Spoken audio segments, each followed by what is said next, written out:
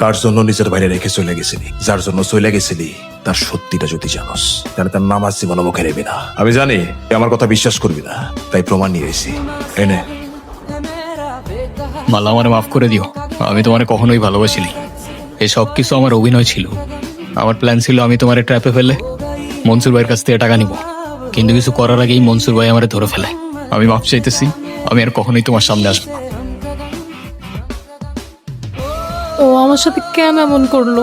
আমি তো ওরে সত্যিই ভালোবাসছিলাম, চোখ বন্ধ করে বিশ্বাস করছিলাম। তাইলে ও আমার সাথে কেন এমন করলো? ভাইজান, আমার কি দোষ ছিল? আমার সাথে কেন এমন করলো? প্রত্যেকটা গল্পের দুইটা সাইড থাকে, একটা সত্য আর একটা বানানো সত্য। শুনতে খারাপ লাগলেও এটাই সত্য যে এই দুনিয়াতে বানানো সত্যটাই সবচেয়ে বেশি চলে।